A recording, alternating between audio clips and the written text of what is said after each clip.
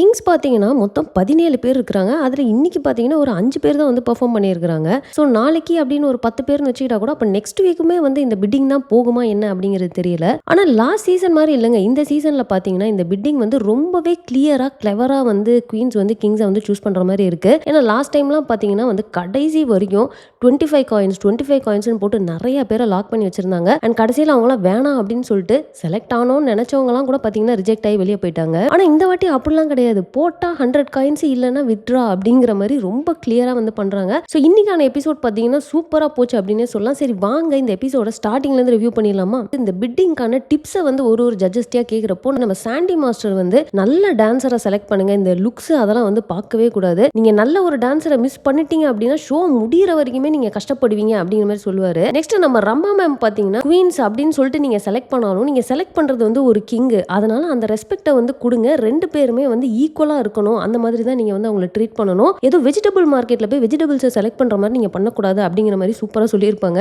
நீங்க life பார்ட்னரை choose பண்ணல, dance பார்ட்னரை choose பண்றீங்க. ஸோ அதை மைண்ட்ல வச்சுக்கோங்க. சீசன் 2ஓட டைட்டில் வின்னரே பார்த்தீங்கன்னா வந்து இந்த செலக்ஷன் ப்ராசஸ்ல 2 வாட்டி ரிஜெக்ட் ஆயிருக்கிறாரு அப்படிங்கிறதையும் வந்து மென்ஷன் பண்ணியிருப்பாங்க. இந்த இடத்துல நம்ம ரக்ஷன் அவரோட பங்குக்குமே பார்த்தீங்கன்னா ஒரு பஞ்சை போட்டிருப்பாரு. நீங்க எடுக்கிற முடிவு உங்களுக்கே முடிவு ஆயிடக்கூடாது, அதனால பார்த்து பண்ணுங்க அப்படிங்கிற மாதிரி எல்லாம் சொல்லிட்டு வந்து ஷோவை ஸ்டார்ட் பண்ணியிருப்பாங்க. ஸோ இந்த பிட்டிங் வந்து நீங்க ஆல்ரெடி சீசன் 1 சீசன் 2 பார்த்துருந்தீங்க அப்படின்னு உங்களுக்கு தெரிஞ்சிருக்கும். இல்லை அப்படின்னா பிட்டிங் பார்த்தீங்கன்னா உங்களுக்கு ஃபர்ஸ்ட் இந்த 100 காயின்ஸ் வந்து ஒரு குவீன்ஸ்க்குமே கொடுத்துருவாங்க. ஒரு கிங்கா வந்து டான்ஸ் பெர்ஃபார்ம் பண்ணிட்டு இருப்பாங்க. ஸோ அந்த டான்ஸ் முடிஞ்சதுக்கு அப்புறமா குவீன்ஸ்லாம் வந்து பஸரை வந்து பிரஸ் பண்ணுவாங்க. அதில் ஃபர்ஸ்ட் 3 பேர் யாரோ அவங்களால மட்டும்தான் அந்த பிட்டிங்ல பார்ட்டிசிபேட் பண்ண முடியும். ஸோ நீங்க வந்து மினிமம் பார்த்தீங்கன்னா 25 காயின்ஸ் வந்து போட்டு பிட் பண்ணலாம். அண்ட் அடுத்து வரவங்க வந்து ஒரு 5 காயின்ஸ் எக்ஸ்ட்ராவா வச்சு தான் பிட் பண்ணணும். ஒருவேளை 100 காயின்ஸை ஃபுல்லா போட்டுட்டீங்க அப்படி அந்த கிங்கை வந்து லாக் பண்ணிட்டீங்க அப்படின்னு அர்த்தம். ஸோ அந்த குவீன் அண்ட் கிங் வந்து போய் உட்காந்துருவாங்க. அண்ட் இன்னைக்கு ஷோல பார்த்தீங்கன்னா வந்து கானா வினோத் அண்ட் அரோரா வந்து ஸ்பெஷல் கெஸ்டா வந்திருப்பாங்க. அண்ட் நம்ம கானா வினோத் இங்க வந்ததுக்கு அப்புறம் பார்த்தீங்கன்னா அரோராவை பார்த்து என்ன அல்வா எப்படி இருந்துச்சு அப்படின்னு அவர் கேட்டதெல்லாம் ஃபன் மொமெண்டா இருந்திருக்கும். ஃபர்ஸ்ட் எடுத்தோன்னு பார்த்தீங்கன்னா ரேம்ப் வாக் அப்படின்னு சொல்லிட்டு ஒரு கிங்கா வந்து அது வந்து சும்மா ஒரு இன்ட்ரோ மாதிரி. ஸோ வந்து ஒரு ஃபியூ செகண்ட்ஸ் மட்டும் அவங்க பெர்ஃபார்ம் பண்ணிட்டு போற மாதிரி இருக்கும். இதுலயே பார்த்தீங்கன்னா நம்ம குயின்ஸ்லாம் பயங்கரமா நோட்ஸ் எடுக்க ஆரம்பிச்சிருப்பாங்க. கேமரால ஜூம் பண்ணி பார்த்தா கரெக்டாக பேர்லாம் நோட் பண்ணி ஸ்கோர்லாம் வந்து போட்டிருப்பாங்க. ஸோ அவ்வளோ தெளிவாக ஸ்டார்டிங்ல இருந்தே வந்து அவங்க எல்லாருமே ப்ரிப்பேர் ஆயிட்டு இருந்தாங்க. எல்லா கிங்ஸும் பர்ஃபார்ம் பண்ணி முடிச்சதுக்கு அப்புறமா ஒரு கிங் மட்டும் லேட்டாக வந்துட்டாரு அப்படின்னாங்க. யார் அது ஸ்டார்டிங்கே லேட்டாக வந்ததுன்னு பார்த்தா நம்ம டிஜே பிளாக். ஸோ அவர் வந்து ஒரு சின்ன பர்ஃபார்மன்ஸை போட்டிருப்பாரு. நம்ம டிஜே பிளாக்கும் பார்த்தீங்கன்னா யாரெல்லாம் வந்து அவரை செலக்ட் பண்ணாங்களோ அவங்களுக்குலாம் இந்த சீசன் ஃபுல்லாகவே வந்து ஸ்பெஷலாக நான் வந்து மியூசிக் போடுறேன் அப்படிங்கிற மாதிரி அவர் சொல்லிட்டு போயிருப்பாரு. அண்ட் டிஜே பிளாக் அந்த ஸ்டேஜுக்குள்ளே என்டர் ஆனோன்னு சத்தியமாக எனக்குமே அவரை பார்க்குறப்போ யுவன் மாதிரி தான் இருந்தது. சாண்டி மாஸ்டரும் அதை தான் சொல்லியிருப்பாரு. அண்ட் அங்கே இருக்கிற கண்டஸ்டன்ஸுமே பார்த்தீங்கன்னா நான் யுவன் வந்துட்டாருன்னு தான் நினச்சேன் அப்படின்னாங்க. ஆனால் உண்மையாக அந்த மாதிரி ஒரு லுக் தாங்க அவருக்கு டக்குன்னு பார்க்குறப்போ அந்த ஒரு ஃபீல் தான் வருது. ஸோ இப்போ கிங்ஸ்லாம் வந்து பெர்ஃபார்ம் பண்ண ஆரம்பிச்சப்போ பார்த்தீங்கன்னா ஃபர்ஸ்ட் வந்து திலீப் வந்து பெர்ஃபார்ம் பண்ணுறாரு. எடுத்தோன்னு பார்த்தீங்கன்னா ஒரு நோட் புக் மாதிரி கொண்டு வந்து அதை வந்து ஒரு ப்ராப்பர்ட்டி மாதிரி யூஸ் பண்ணி வந்து ஸ்டார்ட் பண்ணியிருப்பாரு. அது நல்லா இருக்கும். அண்ட் அவரோட எக்ஸ்பிரஷன்ஸ் அந்த ஸ்மைல் எல்லாமே வந்து செம்மையாக இருந்ததுங்க. ஆக்சுவலாக அந்த சாங்குக்கு ஏற்ற மாதிரி அவரோட எக்ஸ்பிரஷன்ஸ் வந்து சூப்பராக கொடுத்துருந்தாரு. அவரோட ஃப்ளிப்ஸு, ஃப்ளோர் மூமெண்ட்ஸ் அண்ட் அந்த ஃப்ளோர் ஸ்பின்ஸ்லாம் பண்ணுவார் தெரியுமா, அதெல்லாம் செம்ம ஸ்மூத்தாக அந்த ஃப்ளோவே வந்து சூப்பராக இருந்தது. அண்ட் ஷார்ப் அண்ட் கிளியராக இருந்தது அவரோட ஸ்டெப்ஸ் எல்லாமே. ஸோ இவருக்கு பார்த்தீங்கன்னா ஒரு 5 பேர் ஹார்ட் கொடுத்துருப்பாங்க. அதில் வந்து ஃபைனலாக ஒரு 3 பேரை செலக்ட் பண்ணுறாங்களா. அதுலேயும் கடைசியாக பார்த்தீங்கன்னா நம்ம அஞ்சலி வந்து வித்ட்ரா பண்ணிடுவாங்க. அடடே இவர் சூப்பராக டான்ஸ் ஆனாரே, இவரை போயிட்டு வித்ட்ரா பண்ணிட்டாங்களே அப்படின்னு யோசிச்சுட்டு இருக்க போதான் ஃபைனலாக கிரேசி பார்த்தீங்கன்னா 30 காயினை போட்டு அவரை லாக் பண்ணிடுறாங்க. அவர்கிட்ட போயிட்டு உங்களுக்கு வந்து இங்கே இருக்கிறவங்கள யாரை பிடிக்கும் அப்படின்னு கேட்டா பவித்ரா ஏன்னா அஞ்சலி அப்படின்னு சொல்லுவாரு. ஆனால் கிரேசி பேரை ஒரு கேட்டசிக்காக கூட சொல்லியிருக்க மாட்டாரு. அதுவும் அவரை ரிஜெக்ட் பண்ண அஞ்சலியவே வந்து அவர் சொல்லுவாரு. இப்போ இவருக்கு இது தேவைதான் அப்படிங்கிற மாதிரி தான் தோணுச்சு. நெக்ஸ்ட் பார்த்தீங்கன்னா இப்ராஹிம் வந்து பெர்ஃபார்ம் பண்ணியிருப்பாரு. அவருமே பார்த்தீங்கன்னா ஆல்மோஸ்ட் திலீப் எடுத்து அதே ஸ்டைல தான் வந்து எடுத்திருப்பாரு. அவர் பண்ண ஃபிளிப்பை பார்த்தீங்கன்னு வச்சுக்கோங்களேன், அந்த ரைட் லெக் அப்படி கையில் லாக் பண்ணிட்டு ஒரு ஃபிளிப் ஒன்று பண்ணுவார். அது செம்மையாக இருந்தது, புதுசாக இருந்தது. அண்ட் அந்த கண்டினியூஸ் பேக் ஃபிளிப்ஸ் பண்ணுவார் தெரியுமா, அதுவும் செம்மையாக இருக்கும். அண்ட் அவரோட லேண்டிங்லாம் பார்த்தீங்கன்னா செம்ம பர்ஃபெக்டாக ஸ்மூத்தான ஒரு லேண்டிங்காக இருக்குது.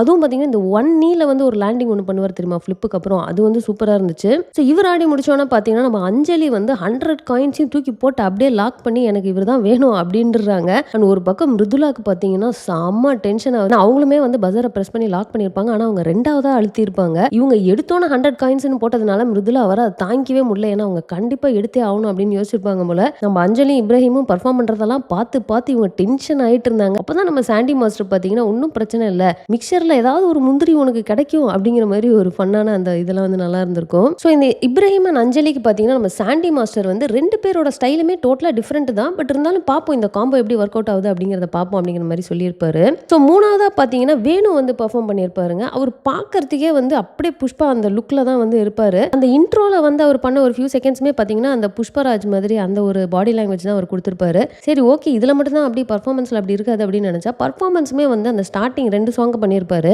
ஸோ அந்த புஷ்பாலேருந்து எடுத்து சாங்கை பண்ணியிருப்பாரு. அப்படியே அதே பாடி லாங்குவேஜ். எனக்கு வந்து இதுதான் இவரோட ஸ்டைலா இல்லை இது வந்து அவர் இமிட்டேட் பண்ணுறாரா அந்த ஆக்டரா அப்படிங்கிற அளவுக்கு வந்து எனக்கு கன்ஃபியூஸ் ஆயிருச்சு. ஸோ இதை வந்து ஒரு பெர்ஃபார்மன்ஸ் அப்படின்னு பார்த்தா அது வந்து நல்லா இருந்துச்சு. ஆனால் இது ஒரு இன்ட்ரோ ரவுண்டுக்கு அவரோட ஸ்டைலை அவர் காட்டியிருக்கலாமோ அப்படின்னு தான் தோணுச்சு. ஸோ நான் நினச்ச மாதிரியே பார்த்தீங்கன்னா இவர் ஆடி முடிச்சோன்னே யாருமே வந்து பஸர் அடிக்கல. எனக்கு தெரிஞ்ச அங்கே இருந்த எல்லா குயின்ஸுமே வந்து கன்ஃபியூஸ் ஆயிருக்கும். ஸோ இதுதான் இவரோட ஸ்டைலா இல்லை இவருக்குன்னு ஒரு ஸ்டைல் இருக்குதா, இவர் எப்படி பண்ணுவார் அப்படிங்கிற அந்த கிளாரிட்டி வந்து கிடைச்சிருக்காதுன்னு நினைக்கிறேன். ஸோ ஸ்ரீதேவி மேமும் பார்த்தீங்கன்னா நம்ம நினச்ச அதே பாயிண்ட்டை தான் வந்து அவங்க சொல்லியிருப்பாங்க. உங்களோட ஸ்டைலை நீங்கள் காட்டியிருக்கலாம், நீங்கள் இன்னொரு ஆக்டரை வந்து இன்ட்ரோ ரவுண்டில் இமிட்டேட் பண்ணியிருக்க வேண்டாம் அப்படிங்கிற மாதிரி அவங்க சொல்லியிருப்பாங்க. நெக்ஸ்ட் 4வதா பார்த்தீங்கன்னா பிரமோத் வந்து பெர்ஃபார்ம் பண்ணுறாரு. அவர் பார்த்தீங்கன்னா இந்த பொட்டல முட்டாயே அந்த சாங்க்கு தான் ஆடுவார். ஸோ அப்படி ஒரு சாங்குக்கு இப்படி ஒரு ஸ்டைலில் ஆட முடியுமா அப்படிங்கிற மாதிரி தான் இவர் ஆடினாரு. ஒரு பீட்டுக்குமே பார்த்தீங்கன்னா ஒரு மூவ் போட்டிருப்பாரு. செமையா இருந்தது. அந்த சாங் வந்து எண்ட் ஆகிறப்போ பார்த்தீங்கன்னா இந்த மாமதுரை சாங்குக்கு ஆடி இருப்பாரு. அந்த இடத்துல கொஞ்சம் குத்து ஸ்டைலில் வந்திருக்கும். சடனாக அங்கேருந்து இங்கே ஷிஃப்ட் ஆகிறப்போ ஏதோ கொஞ்சம் ஸ்டிஃபாக ஆடின மாதிரி இருந்து அது குத்துக்கு ஏற்ற மாதிரி அந்த ஃப்ளோ வரலையோ அப்படின்னு தோணுச்சு. அண்ட் எனர்ஜியுமே லைட்டாக அந்த இடத்துல ட்ராப் பண்ண மாதிரி இருந்துச்சு.